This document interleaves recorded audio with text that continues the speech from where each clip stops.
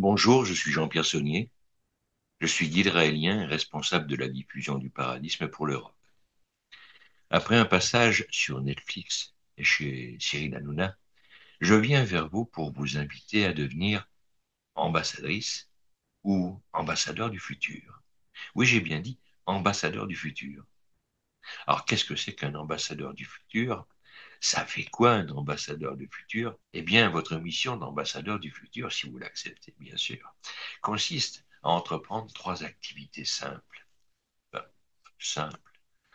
Votre mission, c'est générer la paix mondiale, participer à cet élan à l'échelle planétaire. Dans toutes vos pensées, vos actions, vos paroles, faites en sorte que la paix mondiale s'installe. Deuxième point, implanter le paradisme sur Terre, c'est-à-dire mettre en œuvre une société nouvelle où l'être humain sera au centre des préoccupations des systèmes et puis des dirigeants, et puis de tous, bien sûr. Puis la troisième, c'est édifier une ambassade pour accueillir des extraterrestres. Des extraterrestres, effectivement, attendent que nous soyons prêts à les rejoindre. Et pour les rejoindre, il nous faut préparer l'humanité à un voyage extraordinaire. La clôture, en fait, de notre chemin initiatique. La ligne d'arrivée de ce premier parcours avant l'entrée dans le cercle des civilisations hautement évoluées de l'espace, de l'univers. Alors, votre mission, préparons ensemble l'humanité à se présenter devant le cercle de ces civilisations extraterrestres qui ont acquis la sagesse pour vivre éternellement, je dis bien éternellement, dans l'univers infini.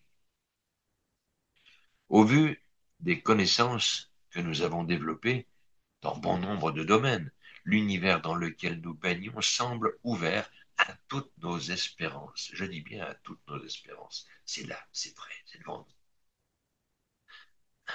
Cependant, il y a des conditions, il y a des choses. Puis il y a des situations qui sont là. Aujourd'hui, par exemple, les pays riches s'engouffrent toujours aussi individuellement dans l'exploration spatiale, ce qui n'est pas un mal. Cependant, cette exploration semble prendre une fois encore, comme dans toute notre histoire, la tournure de l'entrée dans une nouvelle ère coloniale. Il y a de quoi rire, mais des budgets, enfin non, c'est pas vrai, il n'y a pas de quoi rire, des budgets considérables, 44 milliards de dollars annuels, sont dépensés par ces pays pour implicitement coloniser à leur propre compte des territoires nouveaux qui leur permettront d'asseoir avec davantage d'arrogance, comme toujours, leur pouvoir face aux autres pays qui n'ont pas choisi cette utilisation du progrès. Cette colonisation de l'espace s'opère sans tenir compte du manque de connaissances que nous avons de l'univers. Sans état d'âme, ces pays colonisateurs décident de s'approprier au nom de l'humanité des territoires planétaires sans se préoccuper des inconnus contenus sur ces territoires, et cela peut aboutir à des situations inattendues, voire même embarrassantes. Alors que un septième de l'humanité sombre dans une sous-alimentation chronique, ces pays, à l'esprit envahisseur, on peut les appeler ainsi, appauvrissent leur peuple dans de telles aventures et mettent en plus en danger l'humanité entière par ces choix inappropriés aujourd'hui. Avant de se lancer dans cette course effrénée de conquête spatiale, il est souhaitable que des influenceurs éclairés se dressent pour alerter l'opinion et les élus dignes de ce titre.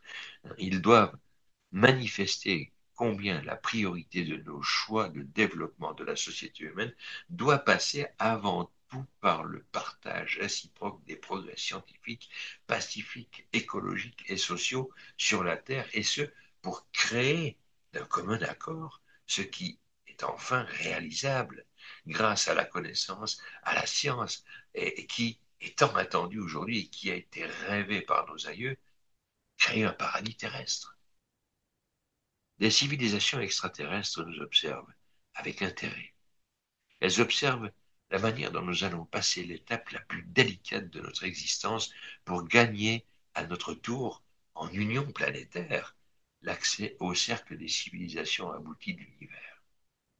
Préparons-nous à reconnaître et à accueillir officiellement leur ambassadeur, déjà en mission depuis 1973 sur Terre, et à devenir, nous aussi, une civilisation qui a acquis pacifiquement la maîtrise de sa place dans ce quartier de l'univers infini. Alors, un lien inaliénable entre notre humanité et celle des Elohim, ces extraterrestres qui ont terraformé la Terre il y a très longtemps et en ont fait un vaste continent pour pouvoir s'y installer. Il y a très longtemps, effectivement, des explorateurs venus d'une planète lointaine ont découvert notre Terre parmi d'autres planètes. Elle était vierge de toute vie, entièrement recouverte d'eau, totalement, et en mesure de porter leur souche puisqu'elle répondait aux critères des scientifiques chargés de terraformer ce type de planète. La grande aventure commence là pour la matière qui composait la Terre. Je dis bien, la grande aventure commence là pour la matière qui composait la Terre. On va le découvrir. Les scientifiques s'installèrent autour de la planète dans un premier temps pour en étudier les composantes, la lumière, l'atmosphère, la profondeur de la mer, les modes opératoires pour faire émerger ce vaste continent que nous allons appeler la Pangée plus tard, et pouvant accueillir toutes les équipes devant participer à ce terraforming et à cette grande expérience. Savants, techniciens, artistes, logisticiens, les familles des missionnés s'installèrent après les aménagements de ce terrassement d'un continent originel, ce qui a pris énormément de temps. Là, les laboratoires lancèrent les premières opérations d'implantation de la vie artificielle, végétation au sol, dans l'eau, faune aquatique, animaux volatiles, terrestres et herbivores, carnivores, avec une infinité de formes et de comportements dus à l'imagination débordante des scientifiques et surtout des artistes qui les accompagnaient. Le travail écologique fut important pour assurer l'autorégulation du vivant. Si vous allez dans la nature ce week-end, par exemple, portez une attention à tout ce vivant, le chant des oiseaux, la beauté des fleurs, la nature, les odeurs et tout ce vivant est extraordinaire. C'est l'œuvre de scientifiques et d'artistes. Motivés par tous ces secrets, ils arrivèrent à s'interroger sur leur capacité à créer, pourquoi pas, des êtres à leur ressemblance et à leur image. Alors, après bien des péripéties, des difficultés, des rencontres. Les José Bové, il y en a beaucoup. Il y en avait beaucoup sur leur monde à eux qui ne voulaient pas que des expériences pareilles existent. L'homme fut créé comme prévu par ce groupe d'audacieux scientifiques qui souhaitaient tenter l'expérience. Merci. Merci d'avoir fait ça. On est là. Après un bon nombre de milliers d'années passées, ensuite ensemble, créateurs et créés, cohabitant ensemble donc, et parfois en s'unissant charnellement ici et là sur la surface de la planète, les créateurs de la vie sur Terre, les Elohim, ceux qui sont venus du ciel, comprirent qu'ils devaient laisser l'humanité se développer par elle-même, car dans l'univers, ils ont découvert cela, le créé doit se développer seul et atteindre par lui-même sa maturité planétaire et sa place dans l'univers. Ce parcours initiatique conduit toute humanité à deux choix possibles. Elle passe avec succès les étapes du cycle progression-destruction grâce à la conduite pacifique de son monde, ou bien elle disparaît à tout jamais en s'autodétruisant avec les armes de destruction massive que ces peuples ont fabriquées et utilisées pour dominer leurs semblables. Cette deuxième issue fatale arrive toujours avant que l'humanité en question ne quitte son système solaire, ce qui veut dire qu'aucune civilisation extraterrestre n'est violente. Depuis la fin de la cohabitation avec les Elohim, l'humanité est livrée à elle-même. Par la suite, les Elohim ont envoyé des ambassadeurs, ce qu'on a appelé les prophètes, les générateurs de religion, pour préserver la vérité sur l'origine de notre monde et surtout pour l'aider à prendre le bon virage au moment où l'entrée dans l'ère scientifique elle va se présenter, et cela afin d'éviter l'autodestruction. Moïse, Bouddha, Jésus, Mahomet, Joseph Smith, Kim Pavita, parmi une quarantaine d'autres prophètes, ont guidé l'humanité pour lui permettre d'arriver avec les meilleurs atouts possibles à l'époque du grand choix décisif quant à son avenir. Notre humanité, elle est arrivée ici, maintenant, à cette époque. Leur dernier ambassadeur, Raël, a reçu pour mission de nous préparer à cette épreuve. Nous sommes en mesure de créer un paradis sur Terre. Nous disposons de toutes les composantes possibles. Nous possédons tout ce qui est nécessaire pour créer un paradis sur Terre pour tous, mais aussi aujourd'hui pour nous autodétruire. Alors qu'allons-nous choisir? Et c'est à nous d'en décider. Et les ambassadeurs du futur, voilà leur rôle. Aller, parler, la bonne parole et un avenir extraordinaire qui s'offre à nous. Alors, pour rappel, quand même, dans l'univers, aucune humanité ne peut sortir de son système solaire si elle n'a pas maîtrisé les démons qui l'animent, l'égoïsme, la domination sur l'autre, la violence, l'irrespect de la nature et des humains, enfin tous les démons qui sont là autour de nous, nous connaissons bien à notre époque encore. Elle s'autodétruit avant. Allons-nous comprendre que le seul facteur qui peut nous aider à réussir ce passage délicat, ben c'est l'amour. Est-ce qu'on va comprendre cela? À nous de jouer. Les Elohim espèrent voir l'humanité prendre le chemin de l'amour, de la paix et de la bienveillance. Ils proposent de rencontrer les hommes de la Terre dès que ceux-ci auront amorcé un véritable processus de paix. Ils nous encouragent à mettre en place un modèle de société que nous appelons le paradisme. Ils nous invitent aussi à rencontrer Raël, leur dernier ambassadeur, et à l'aider pour construire une ambassade pour les accueillir officiellement. En édifiant cette ambassade pour accueillir la civilisation de ceux qui nous ont créés scientifiquement ici sur la Terre, nous pourrons, et à ce moment-là seulement, découvrir diplomatiquement, diplomatiquement, oui, l'espace et surtout les civilisations qui nous observent et nous attendent avec bienveillance. Le paradisme, c'est le pacifisme et l'humanitarisme. 5 piliers portent l'idée de cette civilisation dite paradiste. Quels sont ces piliers? Le premier, vous l'avez bien compris, c'est l'amour. L'amour de soi et des autres, dans une société qui met l'être humain au centre des préoccupations de chacun. Le deuxième pilier, c'est la facilitation et le développement du progrès et des robots libérateurs du travail contraint. Fini le travail, fini l'argent, fini tout cet esclavage que nous connaissons. On peut le faire maintenant. Troisième pilier, ce qui va de soi, qui est la suite logique, c'est le partage et la redistribution équitable des bienfaits de la science et des technologies, que toute l'humanité en profite.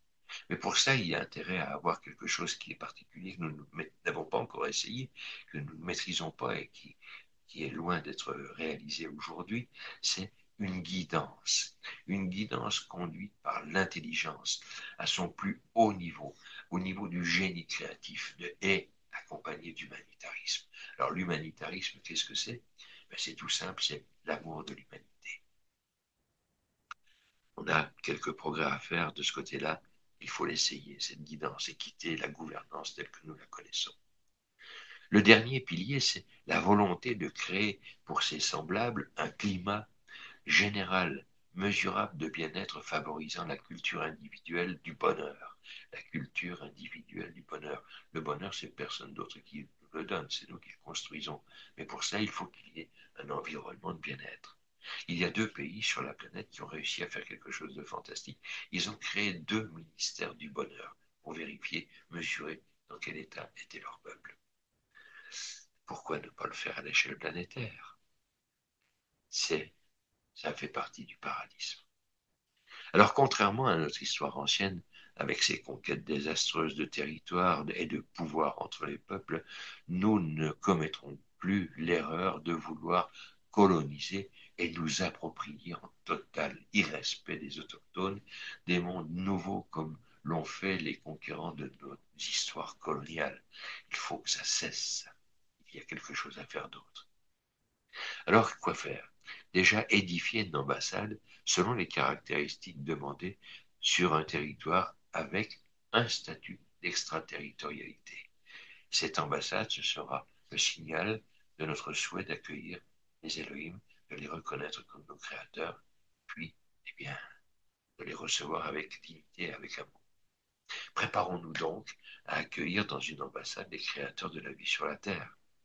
Alors aujourd'hui, si on veut réaliser ce projet, si vous, en tant ambassadeur du futur, vous souhaitez y participer, il est important, voire primordial, de rassembler au moins 144 000 personnes sur toute la planète appelées à s'engager dans la suite de la mission du mouvement raélien, c'est-à-dire de préparer l'accueil des Elohim, enseigner, influencer les humains, les dirigeants comme les peuples, à guider l'humanité vers ces trois voies, la paix mondiale, une société paradiste et une ouverture vers l'espace infini, vers les civilisations hautement évoluées de l'univers.